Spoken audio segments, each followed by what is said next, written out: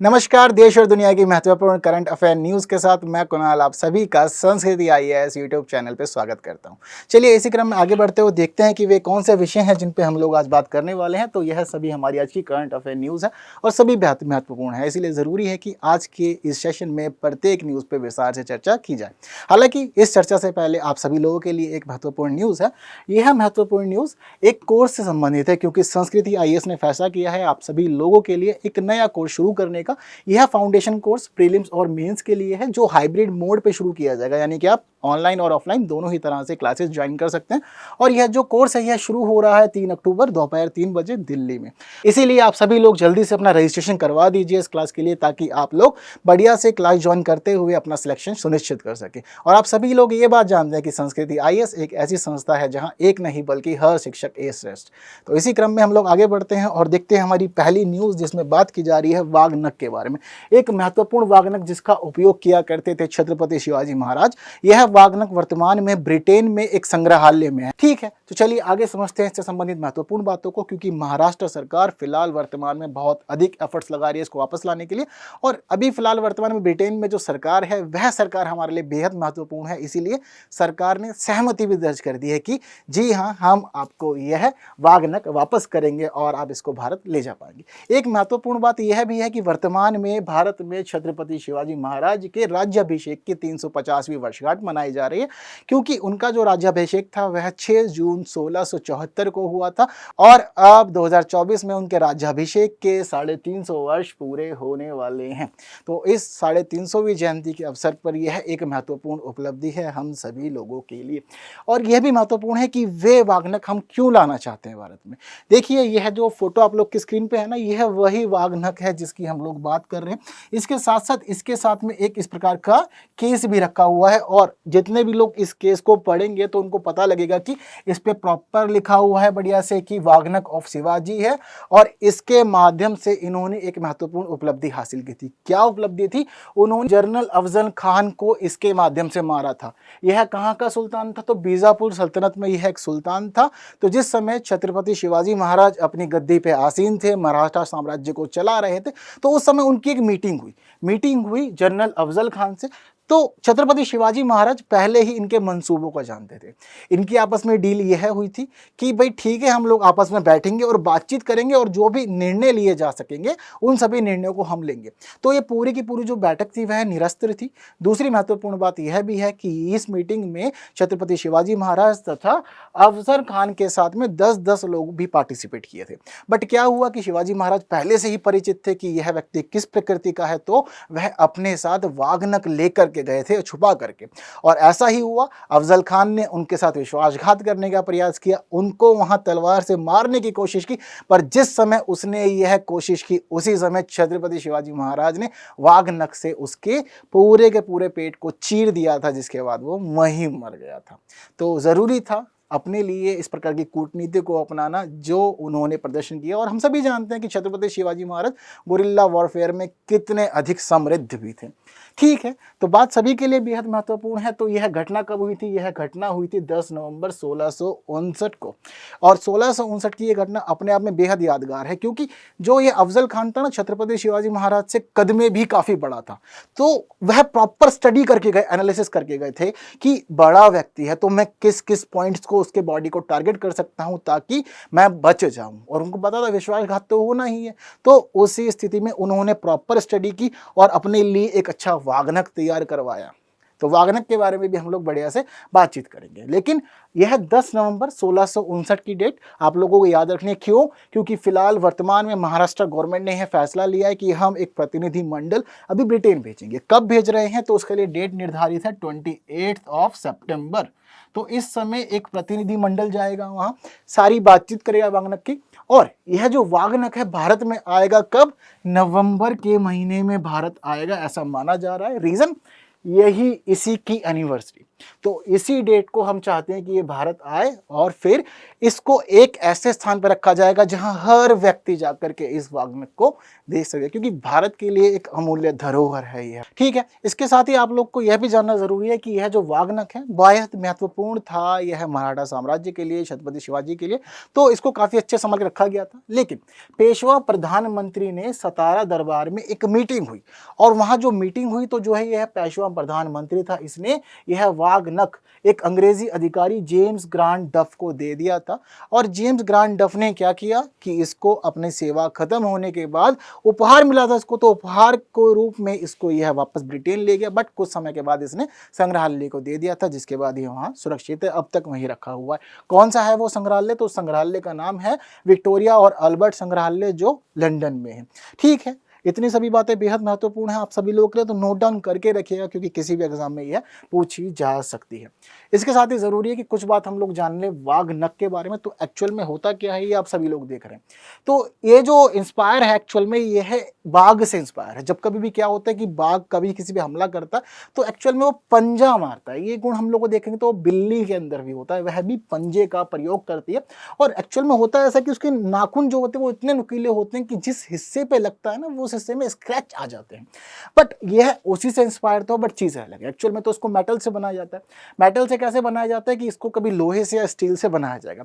हालांकि इसको कोने पे नुकीला रखा जाता है, बट कभी कभी देखो ऐसा भी हो सकता है कि सामने वाला इंसान बच जाए, क्योंकि आप उसको मारें, उसको फील हो तो आपको धक्का दे दे, जिसकी वजह से आप उसके हिस्से को पूरी तरह से नुकसान नहीं पहुंचा पाए। तो ऐसी स्थिति में इसके ऊपर जो एक्सपर्ट्स थे उस समय उन्होंने रिसर्च की, और वाग्नक को बनाते समय ये जो हिस्सा है ना इसको तो नुकीला रखा ही जाता था, लेकिन जब इसका उपयोग करना होता था तो वाग्नक के ऊपर जो इसके किनारे हैं यहाँ पर इस हिस्से पे एक बेहद खतरनाक जहर भी लगाया जाता था, ताकि अगर इंसान आपके वार से बच गया तो वो जहर से तो नहीं बच पाएगा, और थोड़ा सा भी इसको लगेगा तो उस स्थिति में भी वो जहर उसकी बॉडी में सर्कुलेट हो जाएगा, जिससे वह मर ही जाएगा।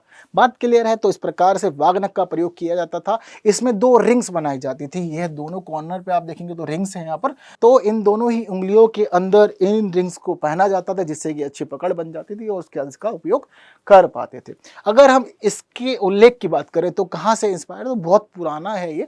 अगर इसके हम पहले उल्लेख की बात करें तो एक्चुअल में ये हमें धनुर्वेद में मिलता है। धनुर्वेद एक ऐसा वेद है जो हथियारों के लिए समर्पित है और अस्त्र शस्त्रों का बेहद महत्वपूर्ण ज्ञान इसमें संग्रहित है। तो हम पता लगता है कि छत्रपति शिवाजी महाराज ने भी धनुर्वेद का अध्ययन किया था, जहां से उन्हें पता लगा था वाग्नक के बारे में और उन्होंने इसको तैयार भी करवाया था। ठीक है, हालांकि इसके अलावा अगर हम बात करें तो अग्नि पुराण जो है उसमें भी वाग्नक के बारे में लिखा हुआ है कि यह एक अमुक्त शस्त्र है। अमुक्त शस्त्र का मतलब कि एक ऐसा शस्त्र जिसको आप अपने शरीर पे धारण कर सकते हैं, वो आपके शरीर का अंग बन जाता है और आप उसका शरीर के साथ ही उपयोग कर सकते हैं। जैसे कि तीर कमान होते हैं तो तीर हम छोड़ देते हैं, शरीर से अलग हो जाता है, बट वाग्नक अंत तक आपके शरीर के साथ ही रहेगा, जब भी आप इसको उपयोग करेंगे छोड़ेगा नहीं साथ ही। क्लियर है अब इतनी बात सभी लोग को? ठीक है, तो यह बात जो थी वह सारी वाग्नक की बात थी। इसके साथ ही महाराष्ट्र गवर्नमेंट बहुत ज़्यादा डेडिकेटेड है जगदम्बा के लिए। जगदम्बा क्या है एक्चुअल में? तो जगदम्बा छत्रपति शिवाजी महाराज की तलवार है, जिसे शिवाजी चतुर्थ ने अंग्रेजी अधिकारियों को भेंट कर दिया गया था। प्रिंस ऑफ वेल्स आए थे भारत में, तो उन्हें बहुत अधिक शौक था भारत के यह महत्वपूर्ण हथियारों का संकलन करने का, उस पर रिसर्च करने का, उनके स्टडी करने का। तो जो शिवाजी चतुर्थ थे उन्होंने यह दे दिया था प्रिंस ऑफ वेल्स को, जिस वजह से यह तलवार भी इंग्लैंड चली गई थी। तो हमें पता लगता है कि छत्रपति शिवाजी महाराज के पास तीन महत्वपूर्ण तलवारें थी। पहली का नाम था भवानी, दूसरी का नाम था तुलजा और तीसरी का नाम था जगदम्बा। ठीक है, तो जो भवानी और तुलजा है वह भारत में ही है। ऐसा माना जाता है कि भवानी तलवार सतारा के दुर्ग में है और तुलजा जो है यह सिंध दुर्ग में है, दोनों संग्रहित है। बट जो तीसरी तलवार है जगदम्बा, यह है सेंट जेम्स पैलेस यानी कि ब्रिटेन में है। तो फिलहाल महाराष्ट्र गवर्नमेंट चाहती है कि इसको भी वापस लाया जाए, क्योंकि भारत के लिए यह भी महत्वपूर्ण है। इसके साथ ही इस तलवार की जो ब्लेड है उसकी लंबाई 95 सेंटीमीटर, यानी कि अच्छी खासी लंबाई है इस तलवार की, और युद्ध में बहुत अच्छे से छत्रपति शिवाजी महाराज इस तलवार का उपयोग करते थे। अगर आप फोटो देख रहे होंगे तो इस तलवार की खास बात यह भी है कि इसका जो मुठ है यानी कि जो पकड़ने वाला हिस्सा है उसको सोने से सुसज्जित किया गया है। छोटे छोटे नग लगे हुए हैं जो इस तलवार की शोभा को और अधिक बढ़ाने का काम करते हैं। बात क्लियर है? तो दोनों ही बात आपको जरूरी है पता हो, क्योंकि तलवार जो जगदम्बा है, इसका मेंशन मैं देख रहा था कि बहुत अधिक है, कहीं कहीं जगहों पे महाराष्ट्र गवर्नमेंट डेडिकेटेड है, तो मैंने सोचा क्यों अलग अलग पढ़ाना। जब वागनक की बात हो रही है तो मैं चाहता था कि आप लोग को मैं इस तलवार के बारे में बताऊं। अब आप लोग की भी जिम्मेदारी बनती है कि आप लोग इस प्रश्न का आंसर दे दें। एक सरल सा प्रश्न आप लोग की स्क्रीन पर है, तो कमेंट करके आप मुझे आंसर दे सकते हैं इसका। बढ़ते हैं हमारी अगली न्यूज़ की तरफ। एयरबस C295 परिवहन विमान, तो एक महत्वपूर्ण विमान है जिसके ऊपर भारत बहुत अधिक लंबे समय से कार्य कर रहा है और 2021 में इसके लिए एग्रीमेंट भी कर लिया गया था। बट अब न्यूज़ महत्वपूर्ण इसलिए है क्योंकि हमारे जो इंडियन एयरफोर्स के प्रमुख हैं, कौन, air chief marshal VR Chaudhary, तो भाई ये जा रहे हैं स्पेन, क्योंकि भाई स्पेन का ही है ये एयरक्राफ्ट।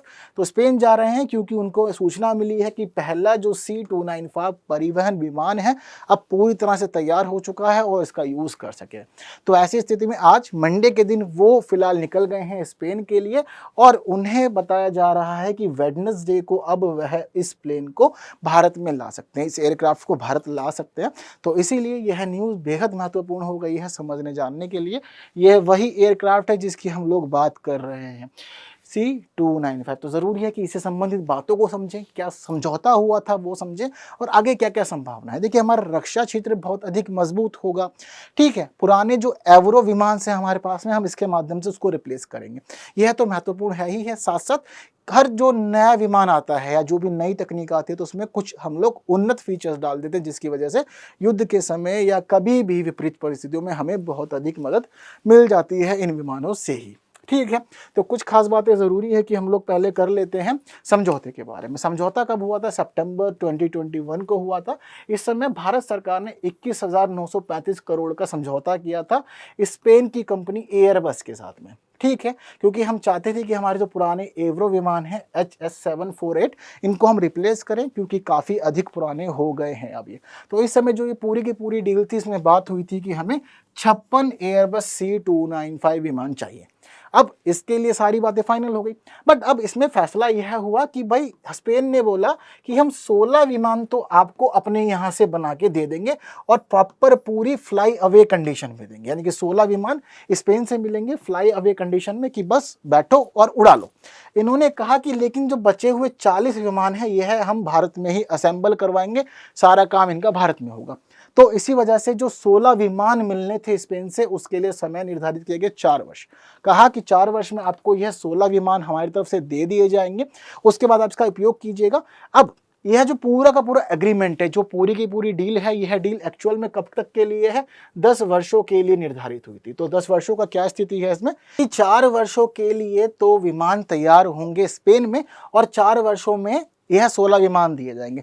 इस 4 वर्ष के अलावा जो अब बचे हुए शेष 6 वर्ष है, इस 6 वर्ष में ये बचे हुए 40 विमान तैयार होंगे भारत में ही और धीरे धीरे भारत को 1 वर्ष में लगभग 6 से 7 विमान देने का फैसला फिलहाल हुआ है, ठीक है।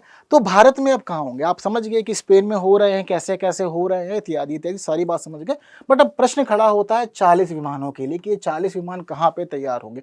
तो जी इसके लिए आपको मैं एक न्यूज़ बता देना चाहता हूँ। तो विगत वर्ष अक्टूबर के महीने में, यानी कि अक्टूबर 2022 की घटना है। इस समय भारत के प्रधानमंत्री नरेंद्र मोदी ने गुजरात के वडोदरा में इस पूरे के पूरे कार्य के लिए इसका शिलान्यास किया था फैक्ट्री का, और इस समय वहाँ पे फैक्ट्री लगा दी गई है। और बीते दिनों एक महत्वपूर्ण सूचना हमारे पास यह भी आई है कि वो जो फैक्ट्री बनना शुरू हुई थी अक्टूबर 2022 में, वर्ष 2023 के अंत तक वह फैक्ट्री पूरी तरह से काम करने लगेगी, उसमें विमान बनने लगेगा। हालांकि जो पहला विमान है वो 2026 तक के अंत तक या उसके बाद ही मिल पाएगा, क्योंकि सारा काम यहाँ पर होगा, ठीक है। बात क्लियर है सारी सभी को? तो किस प्रकार से पूरा प्रोजेक्ट है, क्या डील है, कैसे कैसे काम होगा, ये हर बात मैंने आप लोग को बता दी। आने वाले समय में अब अगर यहाँ से कोई प्रश्न बनता तो आप लोग बेझिझक लगा सकते हैं। कुछ बात कर लेते हैं इसके फीचर्स की भी कि क्या क्या खास फीचर्स हैं इसके अंदर, क्या क्या खास बातें होने वाली हैं, ठीक है। तो वह सभी बातें आप लोग के सामने, ठीक। तो भारत का एक मध्यम सामरिक परिवहन विमान है। शुरू में इसको बनाया सिर्फ जाता था स्पेनिश एरोस्पेस कंपनी CASA द्वारा, यानी कि जो डिज़ाइन करने का प्रारंभिक कार्य था ना इसका, वो शुरू हुआ था इस कंपनी के द्वारा। बाद में फिर एयरबस ने इसको ले लिया। अब आजकल सारा काम एयरबस ही इसका संभाल रही है। तो ये जो विमान है एक्चुअल में 5 से 10 टन का वजन तक संभाल सकने में सक्षम है, तो इतना वजन कैरी कर सकता है। ये जो वजन होता है एक्चुअल में इसके अंदर आपका फ्यूल भी शामिल होगा, इसके अलावा जो बॉम्ब, हथियार, मिसाइलें आप इसमें शामिल करेंगे यह सब भी आएगा, तो ठीक ठाक वजन है अपने आप में ये, ठीक है। इसकी खास बात यह है कि नवीन तकनीक इसमें शामिल है, यानी कि इसमें पैराशूट और कार्गो ड्रॉपिंग का फीचर है, इलेक्ट्रॉनिक सिग्नल इंटेलिजेंस इसमें शामिल किया गया है, मेडिकल निकासी यानी कि इमरजेंसी है, पीछे गेट दे रखा है, निकल सकते हैं आप बहुत आराम से, और समुद्री गश्त की विशेषताएं भी इसमें शामिल हैं, आप समुद्र में भी इससे कूद सकते हैं, इस प्रकार से इसको तैयार किया गया। तो ये कुछ खास फीचर है इसके। इसके अलावा इसकी एक खास विशेषता यह है कि एक छोटा रनवे अगर इसके लिए हो उतारने के लिए, तो छोटे रनवे पर भी यह अच्छे से उतर सकता है, ज़रूरी नहीं है कि लंबा अच्छा खासा रनवे इसकी ज़रूरत है, ठीक है। इसके साथ ही इसमें स्वदेशी इलेक्ट्रॉनिक वारफेयर सूट भी लगाए गए हैं, जो आपको उड़ान भरने में और बाकी सभी परिस्थितियों में बहुत अधिक मदद पहुंचाते हैं। हालांकि दुनिया में भारत अकेला ऐसा देश नहीं है कि सिर्फ भारत में हो या यूक्रेन में ही हो, ऐसा नहीं है, ठीक है। दुनिया में अनेक देश फिलहाल इस विमान का प्रयोग कर रहे हैं, जिसमें स्पेन, मिस्र, Poland, Canada, Brazil, Mexico, Portuguese और कई अन्य देशों का नाम भी शामिल है, ठीक है। बट ज़रूरी है कि दूसरे देश जिस क्षेत्र में तकनीकी उन्नति कर रहे हो, हम भी उसको अडॉप्ट करें ना।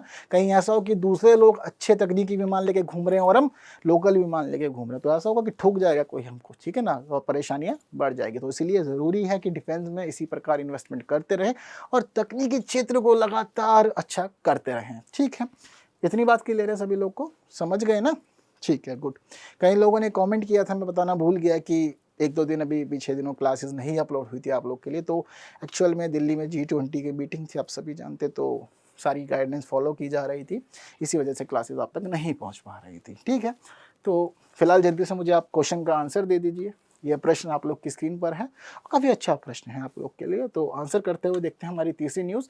वैश्विक जैव ईंधन गठबंधन, क्योंकि यह जो गठबंधन है यह G20 की मीटिंग में ही अभी फ़िलहाल लॉन्च किया गया है, तो बहुत सारे महत्वपूर्ण खास बातें आप सभी लोगों के लिए लेकर के आई है यह न्यूज़। पढ़ते हैं, जानते समझते हैं कि क्या क्या इसके उद्देश्य हैं, कौन कौन शामिल है, इत्यादि इत्यादि।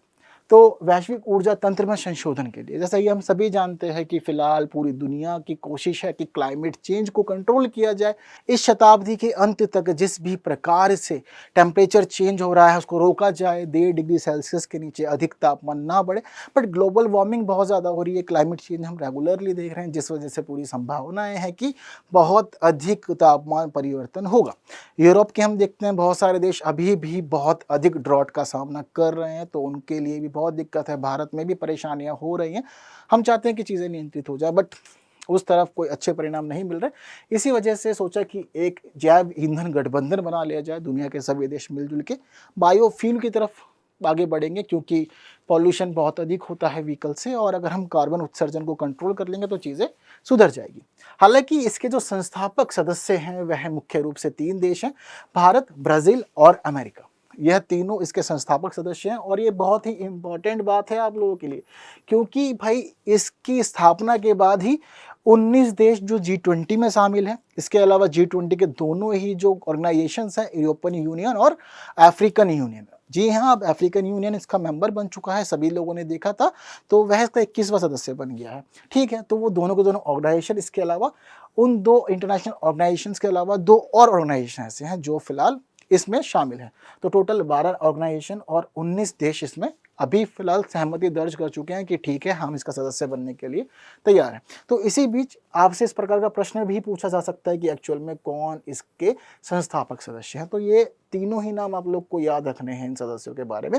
और इन तीनों देशों की एक्चुअल में खास बात एक यह भी है कि यह तीनों ही देश वैश्विक इथेनॉल उत्पादन का 85% रखते हैं अपने पास में। बड़ी बात है, क्योंकि अगर पूरी दुनिया में टोटल कंट्रीज कितनी 196, उनमें से हम 3 कंट्रीज ऐसी चुन ले रहे हैं जो प्रॉपरली पूरे ग्लोबल लेवल पे इथेनॉल प्रोडक्शन का 85% शेयर रख रहे हैं, तो बहुत ही बड़ी बात है 85% शेयर होना।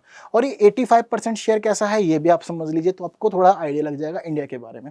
एक्चुअल में अमेरिका का शेयर इसके अंदर है 55%, तो बहुत अधिक हो गया। अब बचा मात्र बिल्कुल 30%। तो 30% के अंदर एक्चुअल में 27% जो है वह ब्राज़ील का है, और भारत का सिर्फ 3% ही शेयर है। बट संस्थापक सदस्य हैं, हमारी तरफ से पूरा इनिशिएटिव लिया गया है, तो महत्वपूर्ण भूमिका रहेगी। और हम चाहते हैं कि दुनिया के सभी देशों के साथ मिलते हुए बायोफ्यूल को हम लोग अडॉप्ट करें, जितना भी अधिक कर सकते हैं। भारत में अब देख रहे हैं कि बहुत तेज़ी से हम लोग व्हीकल्स को इलेक्ट्रीफाइड कर रहे हैं, ताकि आने वाले समय में हम बिजली की मदद से ही अधिक से अधिक व्हीकल यूज़ करें और डीजल पेट्रोल का प्रयोग न्यूनतम ही हो जाए और एक समय पर बिल्कुल शून्य कर दें। क्योंकि भारत की प्रतिबद्धता है, कुछ जलवायु लक्ष्य निर्धारित किए हुए हैं, जैसे कि हम चाहते हैं कि वर्ष 2070 तक भारत कार्बन न्यूट्रल कंट्री बन जाए, यह हमने सोचा हुआ है फिलहाल। ठीक है, तो यह सभी लक्ष्य हैं इस पूरे के पूरे अलायंस के। यह चाहते हैं कि तकनीकी प्रगति को बढ़ावा मिले, यानी कि जैसे भी हम लोग बायोफ्यूल तैयार कर रहे हैं, इस क्षेत्र में आगे आगे प्रगति हो और तेज़ी से अधिक उपयोग हो। टिकाऊ जैव ईंधन के उपयोग को बढ़ावा मिले। ठीक है, जितना भी अधिक आप जहाँ भी यूज़ कर सकते हैं वहाँ यूज़ करें। हितधारकों की एक विस्तृत श्रृंखला तैयार हो। ठीक है, और सब लोग सक्रिय भागीदारी की निभाते हुए अपना सभी कार्य को आगे बढ़ाएं। मजबूत मानक और प्रमाणन प्रक्रियाओं की स्थापना करें सभी लोग। यह सब चीज़ें भी इसमें सोची गई हैं, तो कुछ नॉर्म्स वगैरह निर्धारित होंगे, क्योंकि अभी अलायंस बना है, धीरे धीरे काम होगा तो चीज़ें सामने आएगी। इसके साथ ही ज्ञान के केंद्रीय भंडार और विशेषज्ञ केंद्र के रूप में भी काम किया जाए, यानी कि ज्ञान आपके पास हो, लेकिन ज्ञान के साथ साथ ज़रूरी है कि आप लोग विशेषज्ञ केंद्र भी बनाएं, ताकि लोग जुड़ें और वह उसको सीखते हुए अधिक से अधिक प्रयोग में ले सकें। क्लियर है बात सभी को? तो कुछ बातें ऐसे हैं आप लोग के सामने बायोफ्यूल के बारे में भी है, कैसे बनता है। जनरली लकड़ी, भूसे जैसे जो भी बायोमास वाले पदार्थ होते हैं, तो वहाँ से इसको प्राप्त किया जाता है।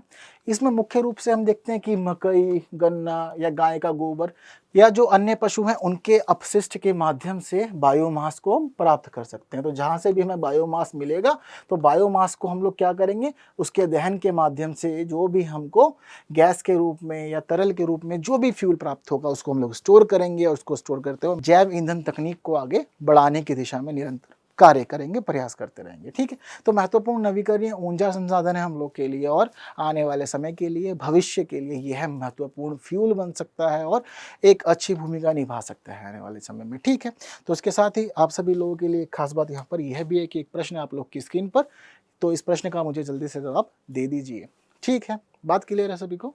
चलिए इसके साथ ही देखते हैं हमारी आज की अंतिम न्यूज़ कोणार्क चक्र के बारे में, क्योंकि आप सभी लोगों ने जिस समय देखा होगा कि G20 के जितने भी लोग आए थे, जितने भी हमारे मेहमान थे, उन मेहमानों का जब प्रधानमंत्री नरेंद्र मोदी स्वागत कर रहे थे, या द्रौपदी मुर्मू जो हमारी राष्ट्रपति हैं वो स्वागत कर रही थी, तो पीछे एक बड़ा चक्र हमें दिख रहा था स्क्रीन पर, और इसी के सामने सभी का वेलकम भी किया जा रहा था।